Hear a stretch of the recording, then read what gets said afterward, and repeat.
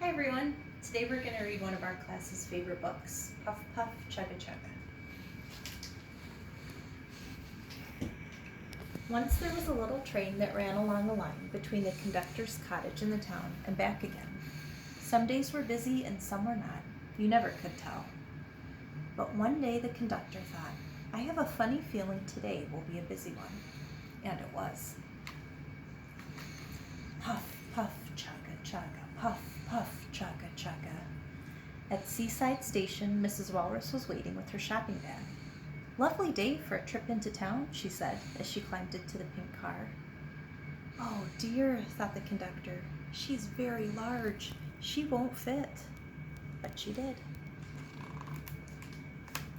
Puff, puff, chugga, chugga, puff, puff, chugga, chugga. Down the line at Forest Station, Mr. Bear was waiting with his shopping bag. Morning, conductor.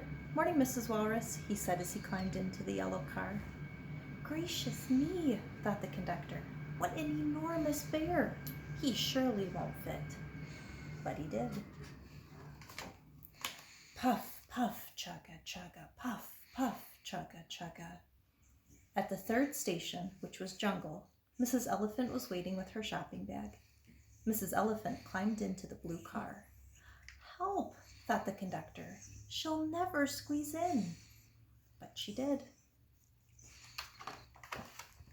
Puff, puff, chugga, chugga, puff, puff, chugga, chugga. My poor little train, thought the conductor. It will never pull such a heavy load. But it did.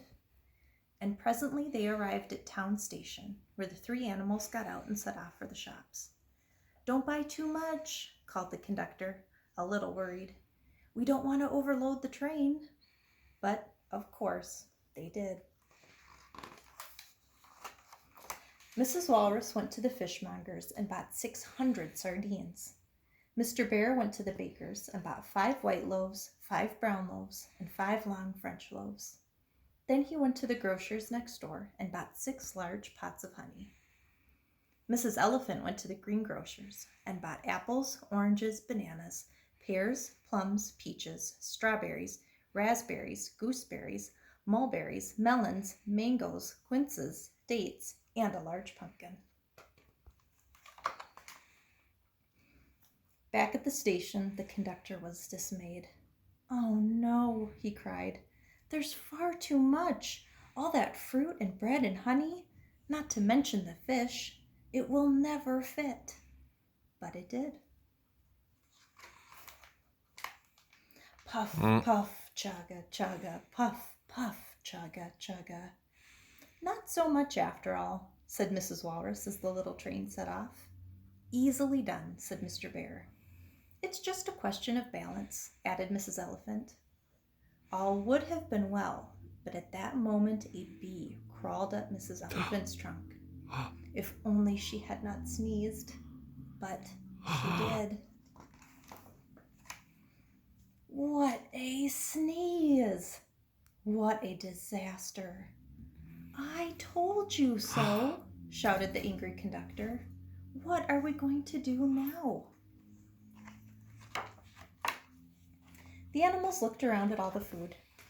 Why not have a picnic, said Mrs. Elephant. Excellent idea, said Mr. Bear. We can't eat all this. We need someone to share it with, said Mrs. Walrus. We'll have to call the others, said Mrs. Elephant. So they did.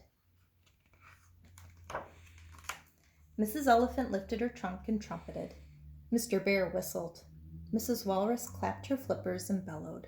What a racket! After a while they stopped and listened.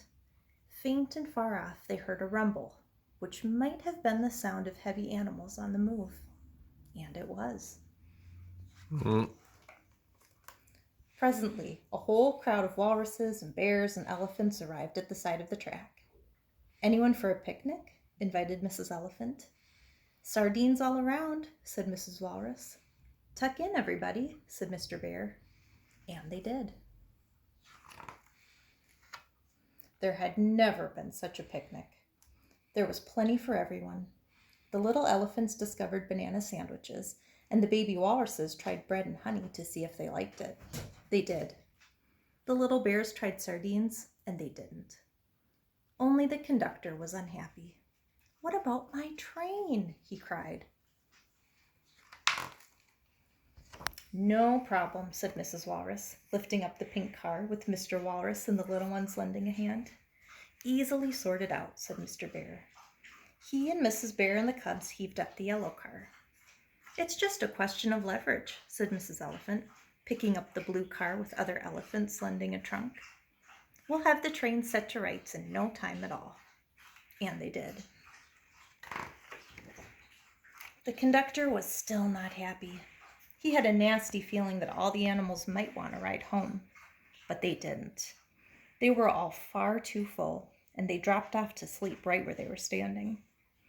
So as the sun sank over the sea, the little train wound its way homeward, quite empty. Puff, puff, chugga, chugga, puff, puff, chugga, chugga. What a busy day.